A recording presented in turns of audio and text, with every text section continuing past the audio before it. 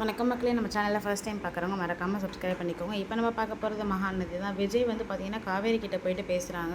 வெண்ணிலா அவங்ககிட்ட வந்து பேசினாரா, நீ ஏன் காவேரி என்கிட்ட சொல்ல, இதில் என்னங்க இருக்குது, என்கிட்ட பேசி என்னை கன்வின்ஸ் பண்ணுறதுனால இப்போ என்ன ஆக போகுது, அவளுக்கு அதெல்லாம் புரிய மாட்டேங்குது. ஃபஸ்ட்டு நீங்கள் அவள்கிட்ட போய் பேசுங்க, சால்வ் பண்ணுங்கள், அவளை உங்கள் லைஃப்பில் இருந்து போக வைங்க, எனக்கு ரொம்ப அசிங்கமாக இருக்குங்க அப்படின்னு சொல்லிட்டு காவேரி ரொம்பவே வருத்தப்படுறாங்க.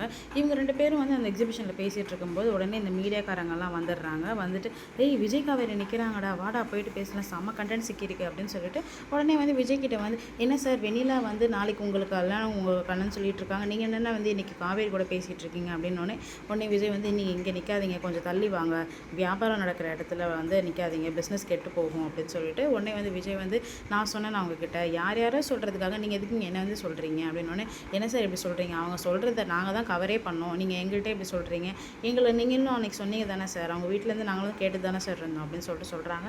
நான் சொன்னேன் நான் வெண்ணிலாவுக்கும் எனக்கு கல்யாணம் நடக்க போகுதுன்னு, இல்லை வெண்ணிலா இனிமேல் என் லைஃப்பில் இருக்கான்னு நான் ஏதாவது சொன்னாங்க. இப்போ கூட பார்க்குறீங்களா, நான் காவேரி கூட தான் நின்றுட்டுருக்கேன், காவேரி தாங்க என்னோடய லீகல் ஒய்ஃப், நான் அவள் கூட தான் இருக்க முடியும், உங்களுக்குலாம் இதை நான் எப்படி சொல்லி புரிய வைக்கிறதுன்னு கூட எனக்கு தெரியல, அதை விட முக்கியமாக உங்களுக்குலாம் நான் ஏன் புரிய வைக்கணும்னு நீங்கள் சொல்லுங்கள் பார்ப்போம், என்னோடய பர்சனல் விஷயத்தை நான் ஏன் உங்களுக்கு சொல்லணும் அப்படின்னோடனே ஒரு மீடியாக்காரங்க வந்து, அது எப்படி சார் இது உங்கள் பர்சனல்னு ஆகும், அதான் வெளியில் வந்துருச்சுல்ல, மீடியான்னு வந்துருச்சு, அதுக்கப்புறம் எப்படி சார் இது உங்கள் பர்சனல் அப்படின்னு, எதுவாக இருந்தாலும் நீங்கள் வந்து இங்கே மாதிரி நான் இருக்கிற இடத்துக்குலாம் வந்து பேசிகிட்டு இருக்காதீங்க, வெண்ணிலா தானே சொன்னாங்க, வெண்ணிலா கிட்டே போய் பேசுங்க, எங்கள்கிட்டலாம் வந்து நிற்காதீங்க அப்படின்னு சொல்லிட்டு அங்கே வந்து விஜய் வந்து பேசி அனுப்பிச்சிடுறாங்க. உடனே காவேரி வந்து பார்த்தீங்கன்னா, இதெல்லாம் நினச்சி நீங்கள் கவலைப்படாதீங்க, நான் எதுவும் நினச்சிக்கல, நீங்கள் போய் ஃபஸ்ட்டு வெண்ணிலாட்ட பேசுங்க அப்படின்னு சொல்லிட்டு வெண்ணிலாட்ட போய் பேச சொல்கிறாங்க. வெண்ணிலா கரெக்டாக விஜய் வீட்டுக்கு போகிறாங்க. வெண்ணிலாவும் உங்கள் மாமா வந்துடுறாங்க.